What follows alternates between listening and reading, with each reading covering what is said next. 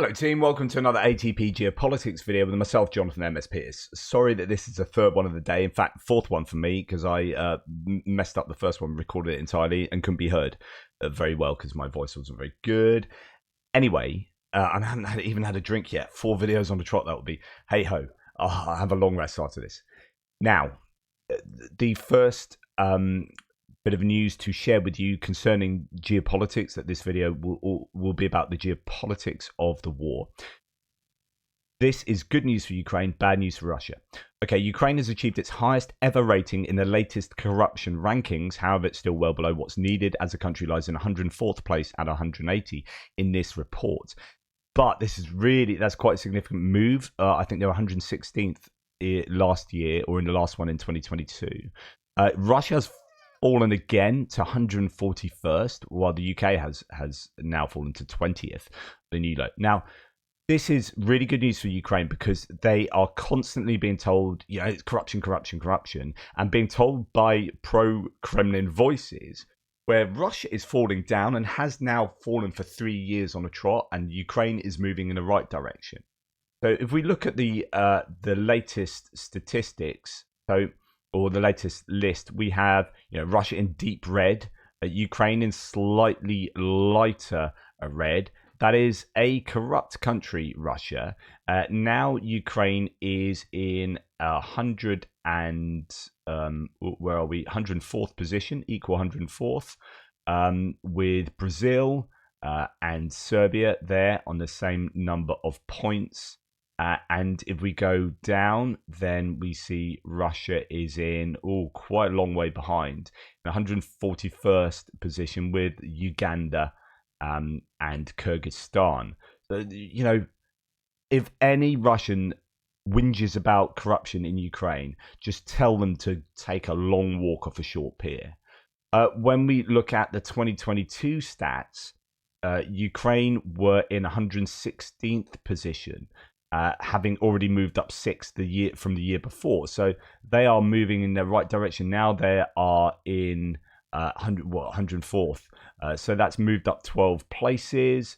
And Russia were in, where were they? 137th. They're now in, 141st. So they've dropped 4 positions down that ranking.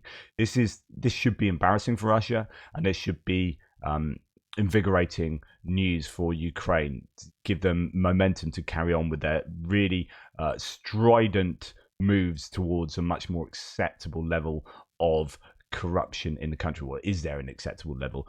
But you know what I mean. They are definitely making the right moves. Okay.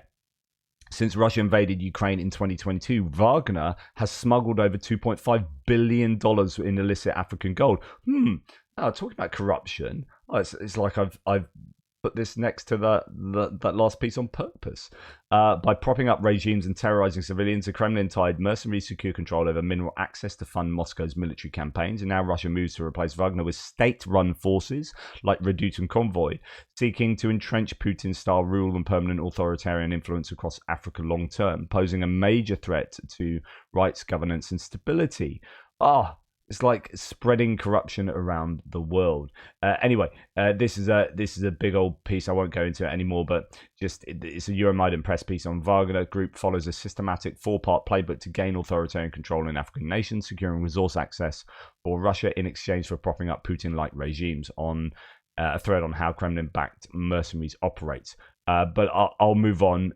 It's just worth knowing that. Israel has demanded that the musicians of By2 who have been detained in Thailand are not to be deported to Russia. So I talked to you about how Russia seemed to be pulling the strings in Bangkok, getting these Kremlin-critical musicians, a band that's a pretty big band by the council as far as Russia's concerned, getting them deported basically back to Russia. So the agency intervened after the musicians, known for their anti-war stance and criticism of the Kremlin, were imprisoned in Bangkok at Moscow's request. 4 members of the band are Israeli citizens. 2 have US and Australian passports. The issue of their deportation is now being decided. Right. Now, ISW has done a report claiming that Russia is exploiting far-right nationalism in Europe against Ukraine. this is something that I've spoken for a long time about. Yes, they do, and we'll talk about the far left in a little while. But actually, I think Russia recognised that they're getting far more traction particularly in Europe, with the far right, and the reason is because if you foster ethno nationalism on a political scale across Europe, then that will breed into wanting independence from the EU. That kind of over like fascistic nationalistic stance is that we don't want to be part of Europe. We want to be great on our own and sit here as a nationalized. We are enthralled with our own sense of national identity, that we don't want to be part of anything bigger or some kind of community of other nations. And I think the Kremlin, given that Putin really, really wants the EU to fail, because the EU is I think a bigger threat to Putin than the US. Depends what we're talking about. The EU is geographically next to Russia. The US isn't. The US is a traditional military threat to Russia, but the EU is more of an economic threat and a cultural threat to Europe, because it's the greener grass on the other side of the fence to Europe. So, Russia doesn't want its own population, which is partly why I think they've invaded Ukraine as well. They don't want their population looking over the fence saying, "Oh, they're doing all right. Why aren't we doing all right?" And Europe is that, and Europe's this entity that can stand and does stand up to Russia and has done, although it has also sunk its hydrocarbons and wanted this cheap energy. So on the one hand, he needs Europe, or has needed Europe. On the other hand, he's really afraid of Europe standing up to him and demanding that Russia changes. So Putin, Kremlin, whoever, FSB, Russia has been very much meddling in the political affairs within Europe to try and disunite Europe. As it says here, Russia is taking advantage of European far-right nationalist movements, increasingly vocal claims to Ukrainian territory. So this is now talking in particular about what Hungary have been saying. The Hungarian right-wing parties just come out and said, if Ukraine loses a war, we're going to help ourselves to Transcarpathia. You've got the Romanian right-wing leader or politician coming out saying similar with regard to Romania and Ukrainian territory. I wrote a piece recently, Stoking Division, How Putin is Helping the Rise of the Right. And in my article, I looked at all of these examples of the far right. I basically bullet pointed because there were so many, and I could have gone on even further, of the rise of the far right in Europe, and then looked at how that was underwritten by Putin, referring to a lot of documents, a lot of sources there, to show how Russia really is intent on fomenting discord in Europe, and one of the best ways is to fund, support, amplify the messages of the far right. I think the far right in modern political discourse are going to do more damage than the far left. In terms of kind of neo-fascism, that kind of thing, what that does to social cohesion, how it can upset communities and societies. The hope for Russia is this chap Boris Nadezhdin. So he's Russia's unlikely candidate. I reported on him the other day because he has now received 100,000 signatures, and it looks like he's going to be able to run against Putin, and he has a gathering momentum and quite a lot of support in his anti-war rhetoric. And I was reporting the other day, and I'm not sure what Russia are going to do about this. It's almost certain that they'll invalidate him from running by saying, "Oh, you haven't got this amount of signatures. You've only got signatures from 39 regions, not 40, or you haven't done this, you haven't done that." Which is what they did to Duntsova, who was a woman who was running on a similar kind of campaign. And they said, "Oh, they invalidated. You said there are 100 problems with your paperwork, so therefore you can't run."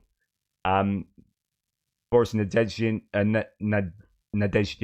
60, says he doesn't know why the Kremlin have not arrested him yet for opposing Putin.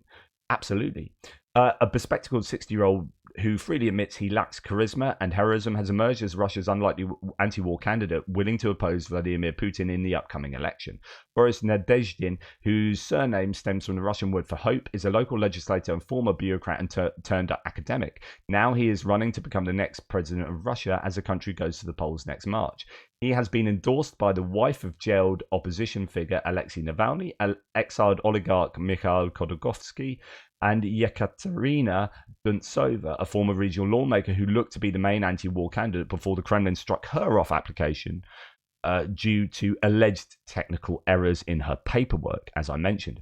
Quote, my aim is to change Russia, he told BBC in a recent interview. I may not be president on March 17th, but I should have the best results. My first task will be to stop the conflict with Ukraine and then to restore normal relations with Russia and the Western community.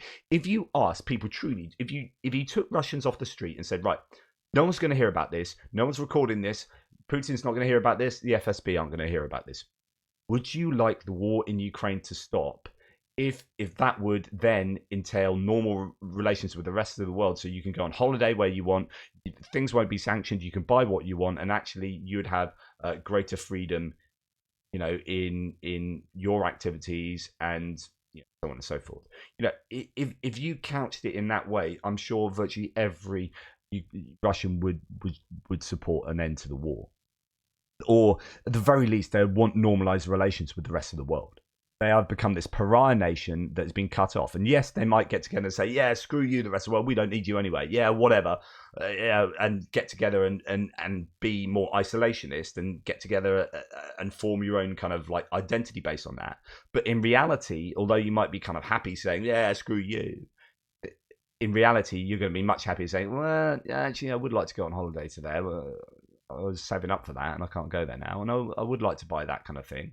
I can't get anymore, and I would like to buy that Jaguar car, but now I have to buy this Chinese car because you can't buy them unless we get them secondhand through Kyrgyzstan or whatever.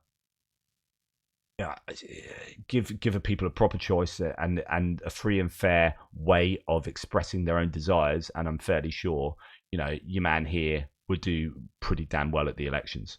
But of course, this is Russia, and they are 141st on the Transparency Index. And are becoming more corrupt as the years go by. So, anyway, it's worth keeping an eye on this guy. Look to see what he says and look to see what the Kremlin do to try and counteract him and his narrative. Will he fall out of a window? Would he be invalidated? Or will they let him run but fiddle with the results? We know that they are trying to get through electronic voting. Let's not say electronic voting is prima facie bad. I would say it's the way forward.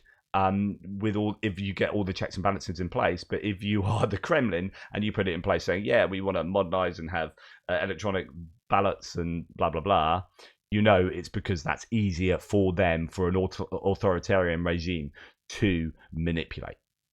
Right, ruling coalition in Latvia has agreed to stop importing Russian and Belarusian grain, according to the Minister of Agriculture, Krauser.